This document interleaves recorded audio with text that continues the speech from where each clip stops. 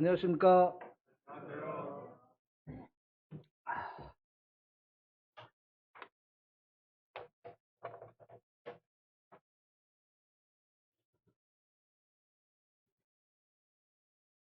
겨울이지만 좀 날씨가 많이 포근한 것 같아요.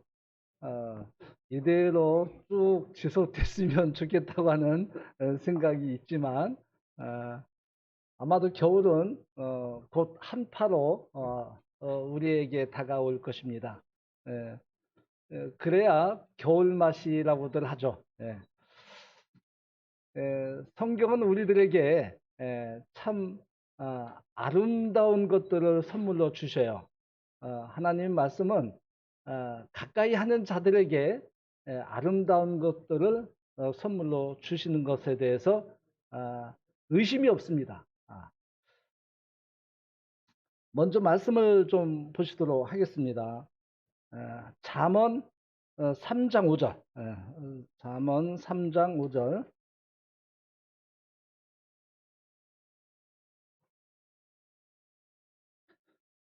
구약성경 913쪽 정도 됩니다. 잠언 3장 5절.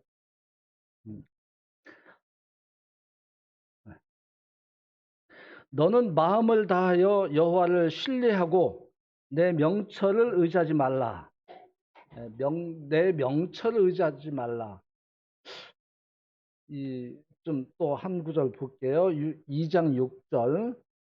대저 여호와는 지혜를 주시며 지식과 명철을 그 입에서 내심이며. 오늘 저는 이제 이 명철에 대해서 교제를 나누고자 합니다. 어떤 사람이 명철한가, 이런 주제로 말씀을 좀 나누고자 합니다. 이렇게 시작을 하게 되는데, 창세기 41장 39절 보시겠습니다. 창세기 41장 39절.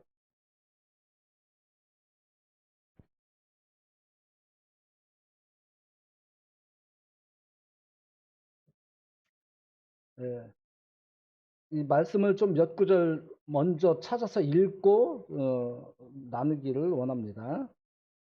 41장 39절. 요셉에게 이르되 하나님이 이 모든 것을 내게 보이셨으니 너와 같이 명철하고 지혜 있는 자가 없도다. 예, 좀 뛰어넘어서 다니엘서 좀 한번 보겠습니다. 다니엘서 1장.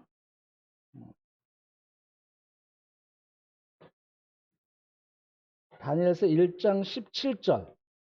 다니엘서 1장 17절.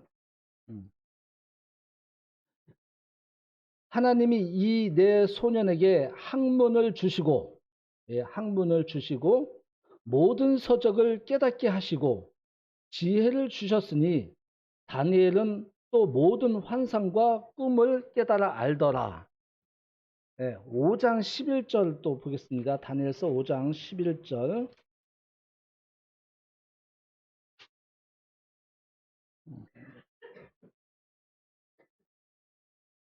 5장 11절. 왕이 나라에 거룩한 신들의 영이 있는 사람이 있으니 곧 왕의 부친 때에 있던 자로서 명철과 총명과 지혜가 신들의 지혜와 같은 자니이다. 왕의 부친 느부갓네살 왕이 그를 세워 박수와 술객과 갈대와 술사와 점쟁이 어른을 삼으셨으니. 5장 14절요. 내가 내게 대하여 들은즉 내 안에는 신들의 영이 있으므로 내가 명철과 총명과 비상한 지혜가 있다 하도다. 출애굽기로 넘어가서 또 좀 보겠습니다. 출애굽기 36장.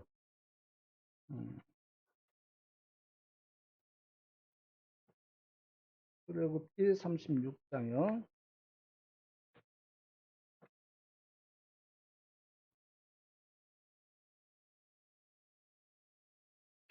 출애굽기 36장 1절.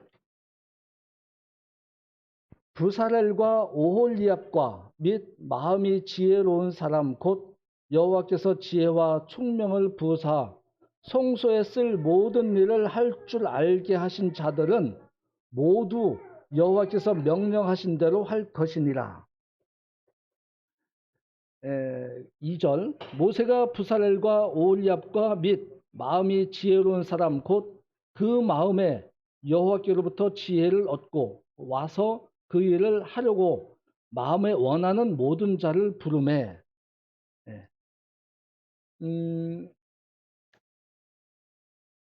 열왕기상 3장 12절이요. 열왕기상 3장 12절. 열왕기상 3장 12절이요.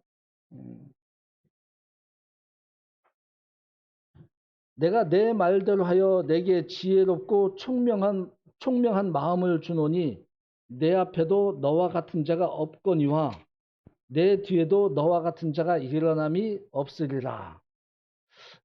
오늘 성경 말씀을 좀 시작하면서 여러 구절들을 좀 찾아서 읽어 보았는데 읽은 말씀마다 공통되게 등장한 단어가 있었죠. 지혜가 등장했었고 명철이 있었고 또 하나 총명. 총명이 여기에 있었어요. 이 지혜나 명철이나 총명은 성경에서 보면 거의 같은 흡사한 이런 의미로 이렇게 말씀해 주시는 그런 것을 보게 됩니다. 명철이라는 단어를 제가 사전을 찾아봤어요. 밝을 명자에 밝을 철자로 이렇게 쓰여지더라고요. 밝을 명에 밝을 철자. 이 성경에서 명철한 사람을 생각해 볼 때, 이 요셉이나 다니엘과 그 세 친구, 또 부살엘과 오홀리압, 솔로몬, 이렇게 저는 이렇게만 오늘 말씀을 찾아봤는데, 이 외에도 지혜롭고 명철하고 총명한 사람들이 성경에는 무수히 많죠. 근데 오늘은 제가 왜 이렇게 오늘 명철에 대해서 말씀을 좀 나누고자 하냐 하면은 이 말씀을 한 달 전에 저에게 이런 영감을 주셨어요. 왜 그랬냐면 한 달 전에 수능 시험을 봤잖아요. 수능 시험을 이렇게 곰곰이 기도하면서 생각해 볼 때 명철이라는 것이 단어가 계속 마음에 이렇게 떠올랐어요. 그러면서 또 생각이 떠오르는 것이 뭐냐 하면은 국민교육원장이 또 생각이 났어요. 저마다 타고난 소질을 개발해서 새 역사를 창조하자. 우리 기억나시죠? 나이 드신 분들. 우리 예? 틀린 것 같아요? 맞는데? 저마다 타고난 소질을 개발해서 새 역사를 창조하자. 마무리. 우리 학생들, 청년들은 이 국민교육원장 잘 모르죠. 네, 모를 거예요. 예. 그런데 옛날 그 박정희 대통령 시절에 이 국민교육원장을 얼마나 달달 외웠는지 이것이 기억이 이렇게 조금씩 남아 있어요.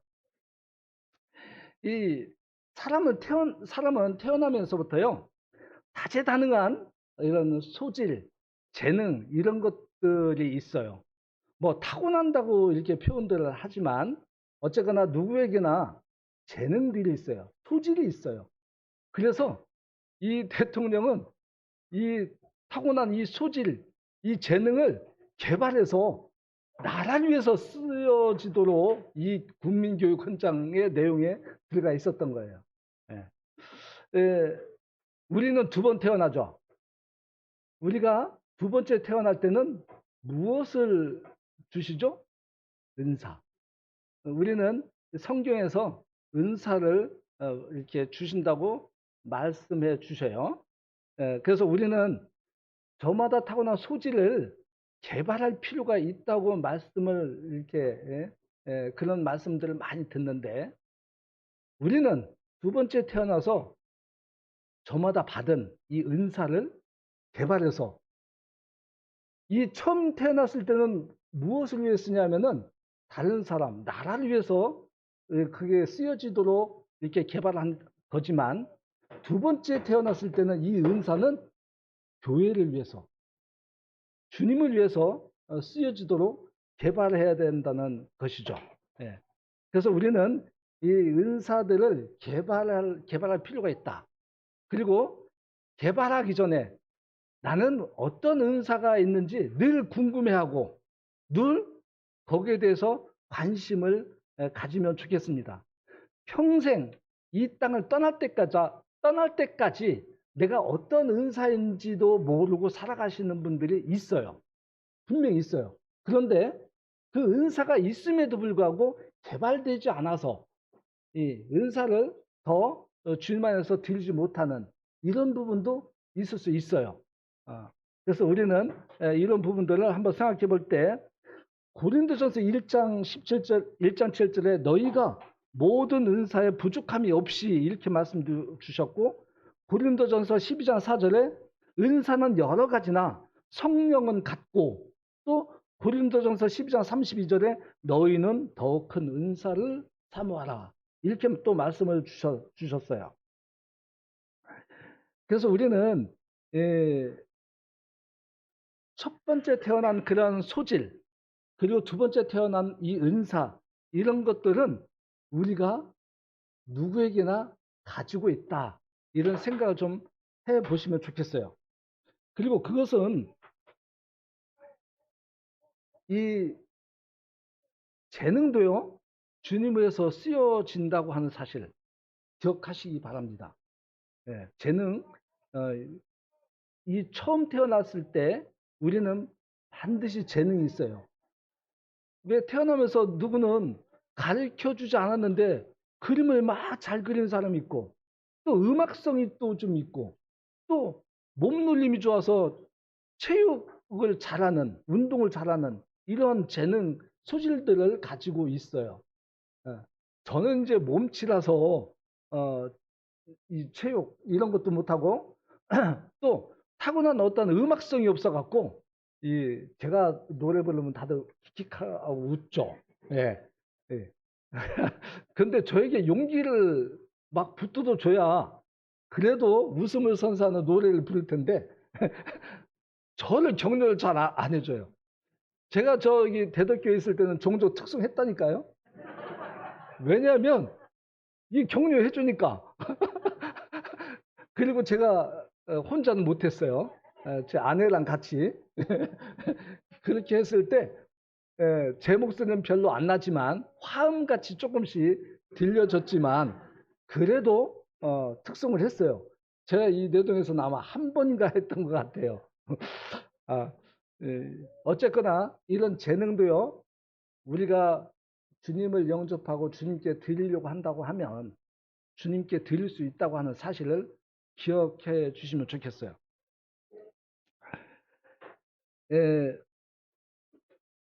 그런데 주님께 드리고 안 드리고 또 우리 재능이나 은사들을 우리가 사용할 때 만약에 그 사용한 것이 하나님과 상관이 없이 이렇게 사용이 됐다고 한다면 이건 의미가 없어요. 반드시 하나님과 상관 있는 일들에 드려져야 돼요. 그랬을 때 하나님께서 우리에게 그 기쁨과 즐거움을 주실 뿐만 아니라 하나님께서 그것을 받으셔요. 받으셔요. 하나님과 상관 있는 것으로 드렸을 때, 하나님과 상관없는 것으로 세상에 사용되었을 때는요, 이거 하나님께서 기억하시지 않아요. 우리가 이것을 좀 마음에 새겼으면 좋겠어요. 하나님 나라에 새겨지는 그런 우리 사람들은 명철한 사람이다. 저는 또 이렇게 말씀을 드려요. 갈라디아서 4장 3절 9절에 보고 골로새서 2장 8절 20절에서도 보면 초등학문이란 단어가 이제 쓰여지고 있는데 이 초등학문, 이 초등학문은 세상 학문으로 이렇게 생각하고 하나님과의 전혀 상관없다고 생각하시는 분들이 있을 수 있어요. 초등학문이라고 해서 전혀 하나님과 상관이 없을까요? 있어요. 초등학문도요, 하나님과 반드시 상관이 있어요. 예, 성경에서 초등학문이라고 하는 것은 주님과 상관없는 것들을 이렇게 말씀하고 있지만 이 여기에서 성경에서 초등학문을 언급하실 때는요, 이 유대교의 안에서 지켜졌던 율법과 절기와 유전과 세상 학문들을 이렇게 표현할 때 초등학문이라고 했던 거예요. 하나님과 상관없는 그런 부분을 할 때 사도 바울을 통해서 버리게 한 이러한 부분들로 쓰여졌죠. 하나님을 믿지 않거나 모르는 사람들이 정말 모르는 것이 있어요. 하나님을 모르는 사람들이 정말 모르는 것이 있어요. 세상 지식의 기틀을 유지하고 있는 이 기초 있죠. 세상의 기틀을 유지하고 있는 기초적인 지식들, 이러한 지식들이 하나님과 관련이 있다는 거죠. 하나님과 반드시 관련이 있어요. 학교에서 배우는 수업, 학습, 이거 반드시 있어요. 예, 어제 그제 금요일 날이 무슨 날이었는지 기억나셔요? 우리 김정자 자매님 기억나시죠? 엊그제. 박지성 전님 기억나시죠? 엊그제. 어? 자, 무슨 날이었냐면 수능 점수 발표가 있었죠. 예, 예, 아우, 서연이 점수 잘 나왔어요? 은서 점수 잘 나왔어요? 못 물어보죠? 아, 예. 예. 어제 그제가 막 수능 시험 결과 발표한 날이었어요. 점수가 어떻게 나왔는지 중요한 일이죠. 어떻게 나왔는지 중요한 일이에요. 왜냐하면 이 세상에서는요, 수능 점수에 따라서 학교가 정해지고 학과가 정해지고 자기 진로가 대부분 정해지기 때문에 그렇습니다. 자, 우리 서연이 학생 어디 있어요? 서연 자매 어디 있어요? 어. 혹시 수능 시험 볼 때 진화론에 관련된 시험 문제 있었죠? 안 나와요? 다윈이 종의 기원에 대해서 안 나왔어요? 아, 라마르크의 존재 사슬 뭐 이런 거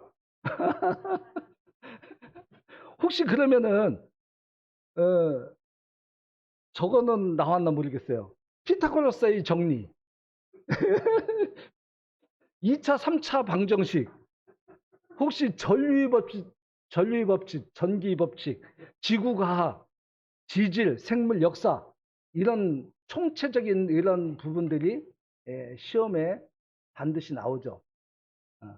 그런데 수능 시험 과목들을 보면요, 정말 힘들고 어렵고 쉽게 공부할 수 없는 그런 과목들도 있어요. 근데 그 수능 시험 과목이 어떻게 그렇게 책정됐는지 저는 뭐 구체적으로 알 수는 없지만 그 수능 시험 학습 내용들이요, 다 하나님과 관련됐다는 거예요. 하나님과 관련돼 있어요. 우리 학생들에게 공부시킬 때요, 하나님과 연관돼서 공부를 지도해 주면 좋겠어요. 왜 공부를 해야 되는지, 이것에 대해서. 그리고 가르치는 우리 부모님들이나 우리 이 교회도 선생님들 있죠. 하나님의 기본적인 원리를 거기에 개입시켜서 가르치면 좋지 않을까, 이런 생각을 좀 해보게 됩니다. 수많은 법칙들이 있죠. 뭐 가장 쉽게 표현하면은 지구의 뭐 자전과 공전, 어, 또 만유 인력, 이것도 하나님과 관련된 거잖아요. 아닌가요? 네. 하나님과 관련된 거예요. 그 피타고라스의 이 공식, 이거 2차 방정식, 3차 방정식 이거요. 다 하나님과 관계된 거예요. 다만 학자들이 조금씩 양파 껍질을 벗기듯이 하나님을 발견해가는 과정이에요. 이런 법칙들. 이 생물학, 물리학 이런 것들요. 하나님이 이미 놀랍게 체계적으로 만들어 놓으신 거 하나하나 발견해가는 과정을 학자들이 풀어놓은 거예요. 공부해야 돼요. 그러면 하나님을 알 수 있는 거예요. 그것뿐인가요? 우주 행성들을 보세요. 얼마나 오묘하고 신비스럽게 하나님이 이 우주를 만들어 놓으셨나. 이거 하나님을 발견해가는 과정이에요. 우리가 이러한 공부를 할 때 그 안에 하나님이 틀을 만들어 놓으셨다. 기초를 만들어 놓으셨다. 이런 생각을 아이들한테 주입시키면 아이들 재밌어 하지 않을까? 이런 생각을 좀 해봤어요. 저는 이 말씀들을 이번에서야 깨달았어요. 이걸 준비하면서. 제가 좀 더 일찍 깨달았더라면 우리 상원 예원을 좀 공부 좀 시켰을 텐데. 저는 우리 아이들 공부 못한다고 제가 막 나무란 적이 없어요.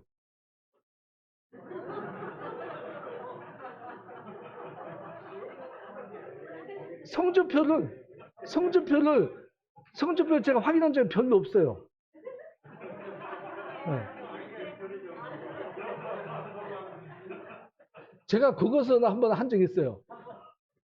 우선순위 0단어 그거 있죠. 우리 학생들 우선순위 0단어 그거 한 페이지씩 암기하게 하고 확인하고 하는 그 과정들은 한 달 정도 했나? 제가 못 하겠더라고요. 체크를 못 하겠더라고요. 그러다 보니까 제가 좀 게을러져서 이렇게 됐는데 좀 더 스파르타식으로 좀 했어야 되는데 미안해.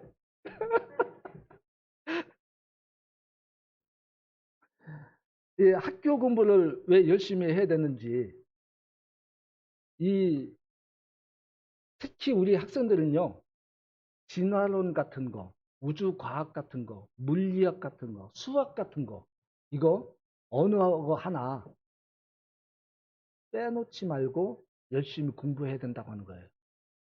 그러면 그 안에서 하나님을 보게 됩니다. 하나님을 발견하기 위해서도 공부를 열심히 하세요. 우리 학생들. 어린아이 때부터 무조건 공부를 시킬 게 아니고 그 속에 하나님이 있다? 이렇게 좀 지도해 주시면 좋겠다고 하는 생각을 제가 해봤어요. 왜요? 학교에서 배우는 이 학습들이 하나하나 다 안에 내밀하게 들어가 보면 하나님과 다 연관되어 있다니까요. 그래서 공부해야 돼요. 공부하셔야 돼요. 그리고 특히 진화론 같은 거요. 진화론 공부하세요. 다윈이 진화론? 또 아까 누구라고 했죠? 라마크르의 뭐 존재의 사슬? 예, 이 대두되는 진화론 학자잖아요. 다윈과 라마르크. 이 진화론은 공부하세요. 이거 진화론 이거 하나님 창조론하고 완전히 배치되고 다른 거라고 해서 이거 등한히 하면 안 돼요. 왜요? 공부해 보시면 무엇이 무슨인지 알게 돼요. 무엇이 참 진리인지 알게 돼요. 그러면 그 속에서 하나님을 대입시킬 수 있는 거예요. 그래서 진화론 이거 꼭 공부하세요. 열심히. 혹시 시험 문제 나오면 이거 분명히 틀린 건데 창조론과 다른 건데 그렇다고 답을 틀게 해서 틀리면은 글쎄 그것은 좀 한번 생각해 보세요. 그러나 공부를 해야 진화론의 모순점이 뭔지 알아요. 그렇지 않겠어요? 그걸 생판 진화론 공부 안 해놓고 진화론이 뭐 어떻다 저떻다 말할 수 있는 그런 능력이 없잖아요. 알아야 돼요. 네. 왜 제가 오늘 학습 공부를 이렇게 말씀드리냐면은 학습 공부 속에 하나님과 관련된 기초들이 있다고 하는 거예요. 그래서 이 학식이 높다고 해서 또 명철한 사람이 되는 건 아니에요. 자, 분명히 이거 말씀드려요. 학식이 높다고 해서 명철한 사람 아니에요. 그 사람들은 명석한 사람이 있을 수 있고 그 사람들은 학식이 높다고 해서 사람들로부터 존경받고 존중받을 수는 있지만 그런 사람들은 명철한 사람이 아니에요. 그것은 분명히 우리가 구분하셔야 돼요. 왜냐하면 주님과 상관이 없는 학식은 명철하다고 표현하지 않고 있어요. 성경에서. 명철한 사람은 하나님과 관련된 일로 인해서 하나님이 주시는 거예요. 하나님으로부터 얻어지는 거예요. 명철은. 지금까지 제가 아까 쭉 읽었을 때 명철한 사람들 쭉 보면 하나님이 주셨다. 하나님으로부터 얻었다. 이런 말씀들이 다 있었던 말씀들이에요. 그래서 명철한 사람은 세상 한문과 그리스도를 구분할 줄 아는 사람들이 명철한 사람들이 될 수 있어요. 그리고 하나님을 아는 것을 고상함을 아는 이렇게 고상함이라고 이제 표현하고 있는데 이 하나님을 아는 것이 얼마나 고상한 일인지 우리는 또 비교할 수 있어야 돼요. 하나님 말씀을 모르고 어떻게 나는 고상한 사람이다 이렇게 말할 수 있어요? 아니에요. 네. 수능 시험 최고 점수를 받았다고 해서 이 사람이 명철한 사람 아니에요. 아니에요. 네. 비록 수능 점수가 낮았어도요. 수능 점수가 비록 낮았어도 하나님으로부터 명철한 사람이 될 수 있는 거예요. 네. 명철한 것은 하나님의 사람들만이 받을 수 있고 얻을 수 있는 칭호이기 때문입니다. 네. 빌보서 3장 7절 한번 보시겠어요? 빌보서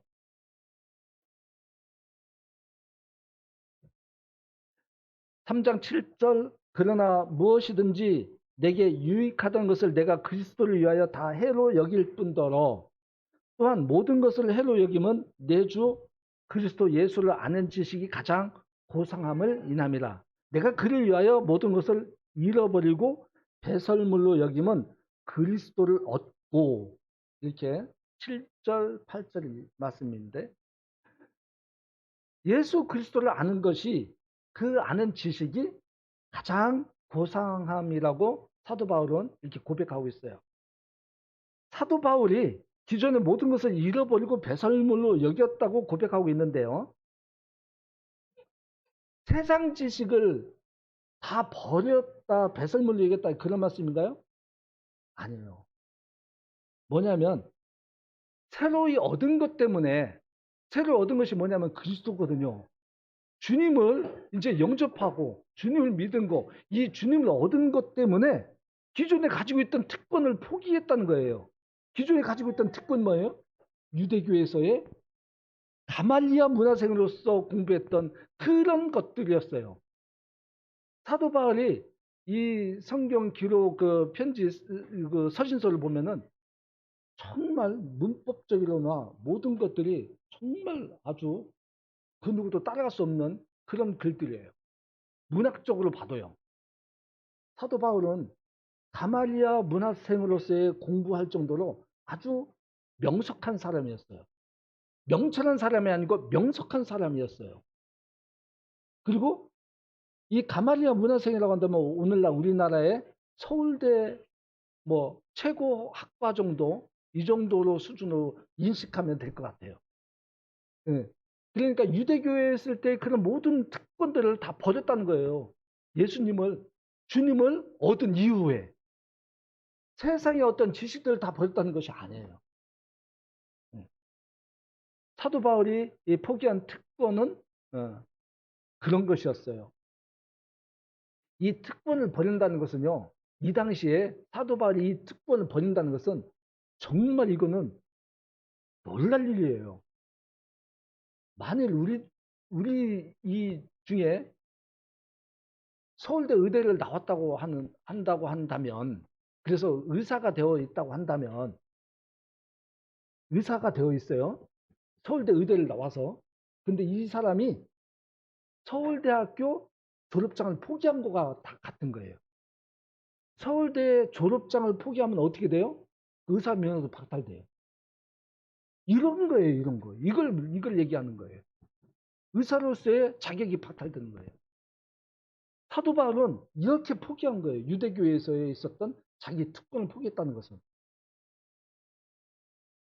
그래서 우리가 버릴 줄 아는 사도 바울을 우리가 참 얼마나 귀하게 보는 그런 부분이 있는지, 우리가 사도 바울을 공부하면 할수록 참 놀라운 것을 경험을 하죠. 그리스도를 얻은 사람은 세상 초등학문 속에 있는 하나님에 대한 학습을 잘 공부해야 된다고 아까 말씀을 드렸어요. 네. 지금 잠시 의사 얘기를 했는데요. 아까 수능 시험에도 혹시 그런 거 나왔나 몰라요. 유전자 DNA 뭐 이런 체계 이런 거 혹시 수능 시험에 나왔나요? 네. 이 예전에는요, 유전자 이 판별법 이런 거 몰랐잖아요. 그 DNA 체계 이런 거 몰랐잖아요. 그래서 대구에서 있었던 뭐 할머니가 이 죽은 아이가 할머니 혈육이다 아니다. 이거 DNA로 계속 세 번, 네 번 검사해도 똑같은 결과가 나와서 판결을 받고 이제 지나갔는데, 이거 옛날에는 이런 거 없었잖아요. 친자 판별법 몰랐잖아요. 점점 더 이 DNA 체계를 누가 만들어 놓으셨어요?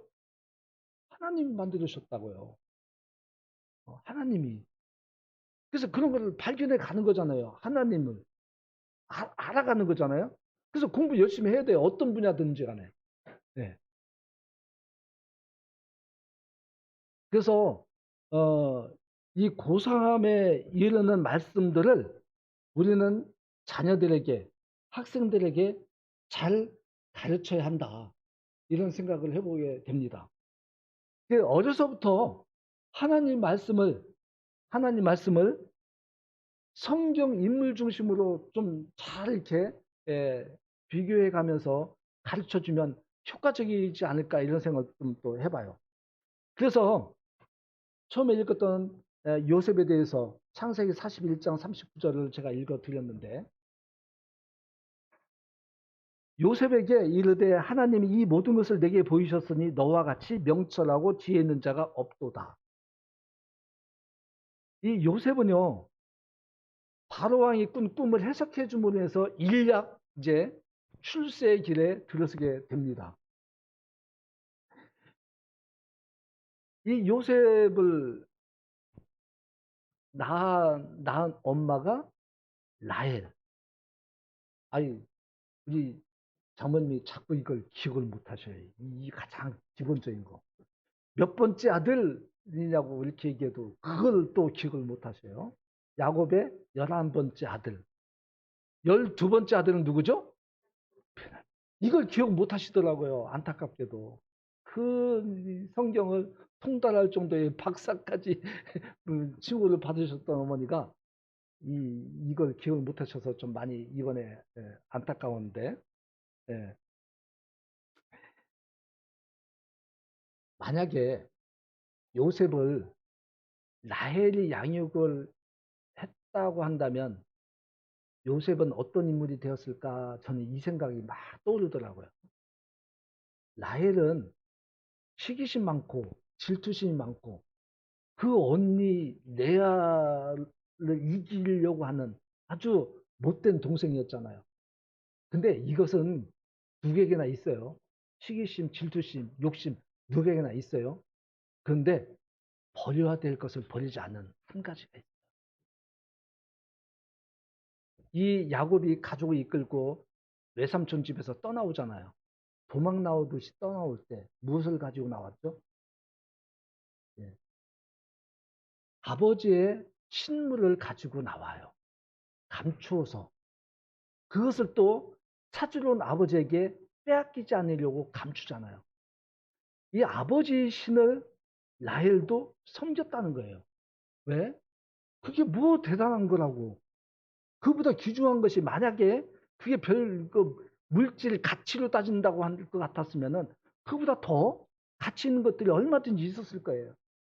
근데 그걸 찾으러 온 아버지에게 빼앗기지 않으려고 감추고 숨기고, 그래서 야곱이 뭐라고 합니까? 그 신물이 나오는 자는 죽으리라. 비록 그 말씀 때문에 죽었다고 우리는 그렇게 알고 있죠. 야곱이 그렇게 맹세한 것 때문에 그 아내 라헬이 죽었다고 이렇게 우리는 보통 성경을 보고 있죠. 근데 저는 좀 더 나아가서 하나님이 라헬을 데려가신 것 같아요. 왜냐? 야곱은 어떤 사람이었어요? 야곱도 속이는 자였고 정말 욕심 많았고 정말 야비한 사람이었잖아요. 그래서 형 에서로부터 목숨을 부지하기 위해서 외삼촌 집으로 도망갔다가 가던 중에 베델에서 하나님을 만나잖아요. 베델에서 하나님을 만났을 때 그 베개를 삼아서 잠잘 때 하늘로 오르내리는 사닥다리 그 모습을 보고 꿈속에서, 그리고 하나님을 그제서 제대로 경험하는 이러한 야곱. 이 야곱이 그때부터는 하나님이 함께 하시죠. 하나님이 사람이에요. 이런 하나님이 사람이 이 가족 혈육 가운데, 아니, 우상을 섬기는 사람이 함께 할 수 있어요?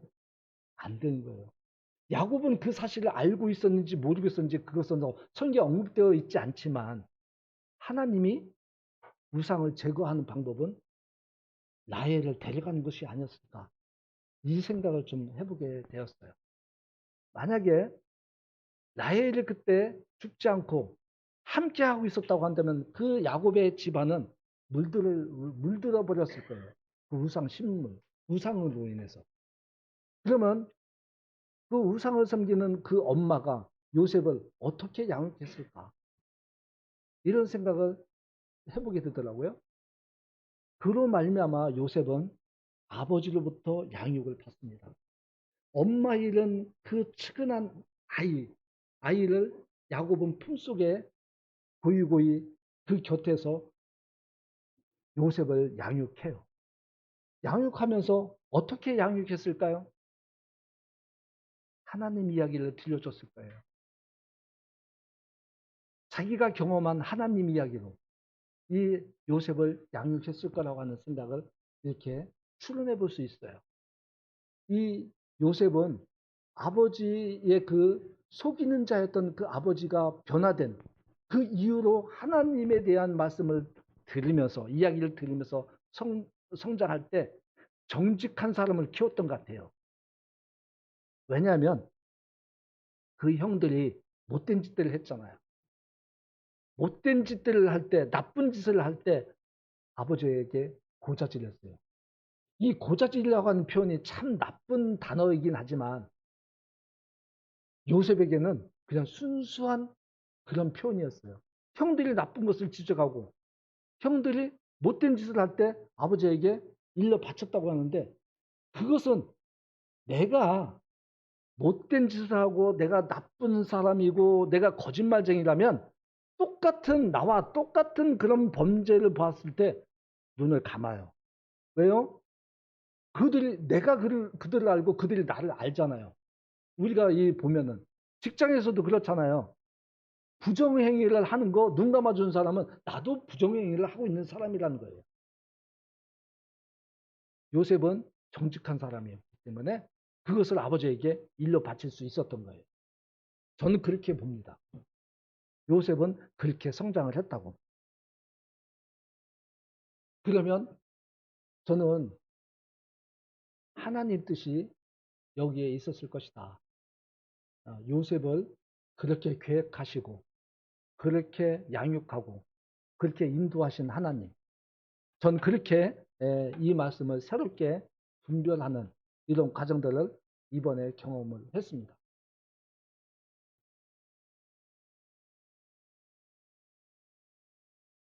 그리고 이제 우리는 어떤 사람, 누구가 아니고요. 어떤 사람에게 양육을 받는 것이 이게 참 중요한 부분이라고 봐요. 누구나 부모가 대부분 양육을 하죠. 근데 부모는요, 하나님 사람일 수 있고 하나님 사람이 아닐 수가 있어요. 그래서 누가 양육하는 것이 중요한 게 아니고 어떤 사람이 양육하는 것이 좋은가. 이것이 참 기본이라고 저는 보여요. 그 중에 보면은 우리는 디모데를 생각해 보게 돼요. 제가 또 이 디모데 이 이야기를 집에서 하면서 제가 많이 마음이 좀 안쓰러웠는데 디모데의 어머니 이름이 누구죠? 네? 외할머니 이름은요? 예. 유니게와 로이스. 예. 엄마 유니게와 외할머니 로이스. 성경에 이렇게 나오는데 정말 디모데는요. 신앙인의 엄마 외할머니부터 양육을 받았다는 거죠. 예.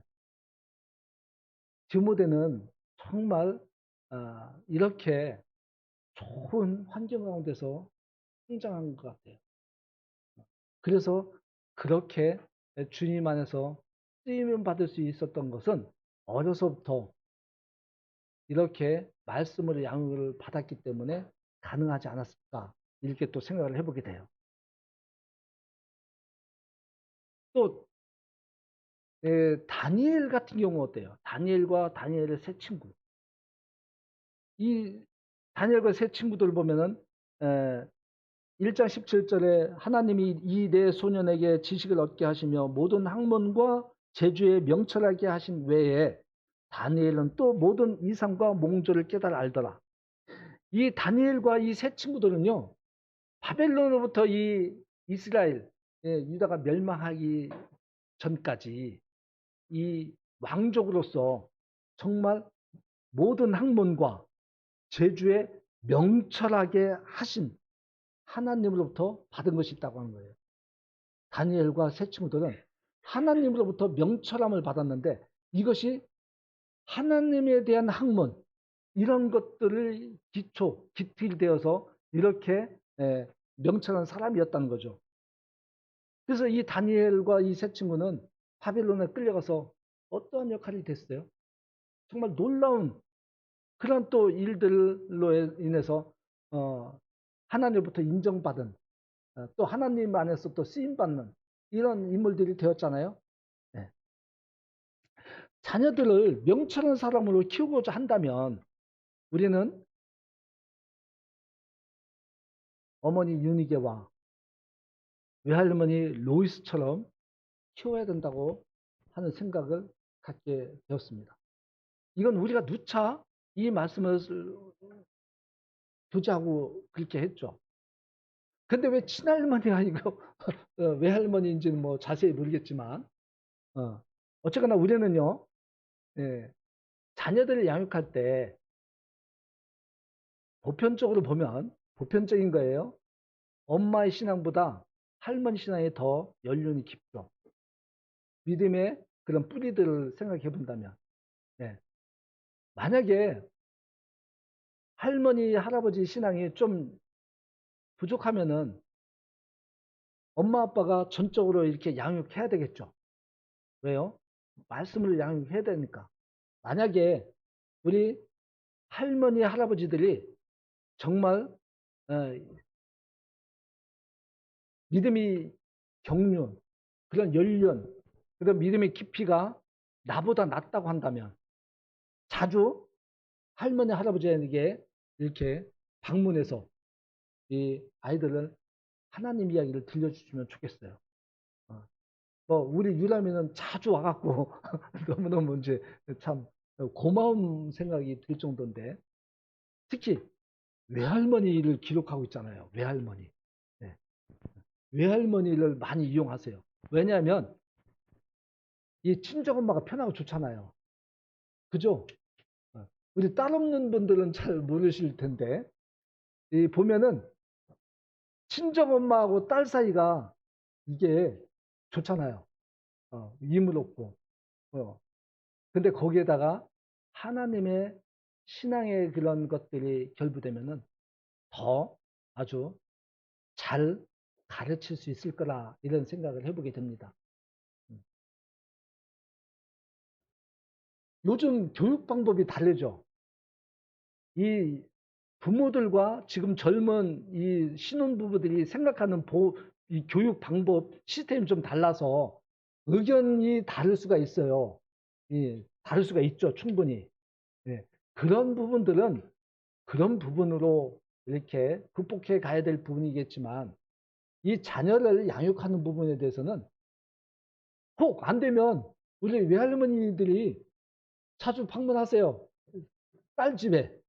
그래서 하룻밤 이틀밤 자고 아이들은 품 안에서 하나님 이야기 얘기해 주시면서 키워 주시면 좋을 것 같아요. 우리 호재도 자주 가시죠? 자매님. 자주 못 가시나요? 네. 네. 네. 우리 예, 예. 그래서 솔로몬이 지혜롭다고 하고 지혜를 구해서 명철하다고 이렇게 말씀하고 있는데요. 예, 열왕기상 3장 12절에 내가 내 말대로 하여 내게 지혜롭고 총명한 마음을 주노니 너희 전에도 너와 같은 자가 없었거니와 너희 후에도 너와 같은 자가 일어남이 없으리라. 내가 또 너의 구하지 아니한 부와 영광도 내게 주노니 내 평생에 열왕 중에 너와 같은 자가 없을 것이라. 우리가요, 이 솔로몬의 이 지혜와 명철을 공부하면서 자칫 우리가 착오할 수 있는 것은 뭐냐면은 열왕 중에예요. 열왕 중에 솔로몬과 같은 왕이 전도 후에도 없다 이 말씀이에요. 왕이 아닌 사람들 중에는 있다 이렇게 해석하시면 좋아요. 네. 열왕들 중에 솔로몬과 같은 왕이 없다 이런 말씀이거든요. 네. 그래서 제가 오늘 말씀 본 것은 요셉이나 또 다니엘과 세 친구나 부살엘과 오홀리압 부살과 오홀리압은 얼마나 또 이 성막을 오늘 성막에 대한 감사가 있었는데 이 성막이요 얼마나 정말 예민합니까? 성막 만드는 이 기술 얼마나 예리합니까? 혹시 금초 때 우리가 공부해 보셨잖아요. 금초 때 금덩어리 주고 이거 툭툭툭툭 쳐갖고 두들겨서 그 촛대를 그렇게 정교하게 비율 맞춰서 만들 수 있는 사람 세상에 있을까요? 저는 이 세상에 아무리 손재주가 재능, 기술이 있다 하더라도 두들겨서 지금 금초대 만들라고 딱 숙제 던져주면 아마 만들 사람 없을 거라고 저는 그렇게 생각이 들어요. 그 정교하게 만들어진 금초대만 봐도 이 부사렐과 오홀리압은 대단한 재능을 가진 사람들이었어요. 그래서 하나님이 쓰셨죠. 하나님을 위해 쓰신 거예요. 그래서 우리들 중에 기타 잘 치고 피아노 잘 치고 또 악기 잘 다루고 또 그림 잘 그리고 이러한 재능들 누구에게나 있을 수 있어요. 이것이 하나님과 관련된 일로 쓰여진다고 하면은 하나님께서 이 사람들을 세워주셔요. 정말 노래를 잘하는데 타고난 목소리가 있는데 세상 노래만 부르고 하나님 노래 부르지 않은 사람들은 그런 사람들은 하나님이 기억하지 않으셔요. 그렇잖아요. 하나님이 기억하는 사람, 하나님 일과 관련된 상관된 그런 일을 하는 사람이 되도록 가르치고 양육하자. 그랬을 때 우리는 그 안에서 지혜로운 아이, 명철한 아이, 총명한 아이가 나타날 것입니다. 이름이 총명하다고 해서 총명한 것은 아니지만 충분히 이름을 그렇게 지어줬을 때는 하나님으로부터 총명한 사람, 총명한 아이가 되도록 아마 부모님의 마음이 그랬을 거예요. 그렇잖아요. 네. 이름 보면 지혜란 이름 많죠. 네. 명철이라는 이름도 많죠. 총명한 이름도 여기 벌써 있고요. 성경에서 좋은 이름을 따서 이렇게 지어주는데 그런 사람 되라고 하는 소원이에요, 소원. 소망이죠. 우리가 그렇게 소망만 가지고 그렇게 되진 않는다. 어떻게? 하나님으로부터 얻어지는 기초적인 이러한 하나님의 지식을 얻고 하나님을 위한 삶을 살 때, 상반된 일을 하게 될 때 그런 이름이 빛이 난다. 그런 이름값 하게 된다. 이것을 저는 오늘 말씀을 드리는 겁니다. 제가 오늘 이 명철, 지혜, 총명 이게 관련된 말씀들을 뽑다가 좀 말하는데 제가 뽑은 것만 말씀이 이렇게 쭉 있더라고요. 근데 이것은 대부분 잠언서에 많이 있어요. 그렇죠? 잠언서 제가 잠언서는 오늘 인용을 안 했는데 어쨌거나 우리들은 총명은 명철은 지혜는 하나님으로부터 얻어진다. 그래서 하나님으로부터 얻어지는 사람이 되게 하려면 어떻게 양육을 해야 될까? 이 부분에 대해서 우리가 좀 생각하는 시간이 되었으면 좋겠습니다. 이상 오늘 말씀 마치겠습니다. 감사합니다.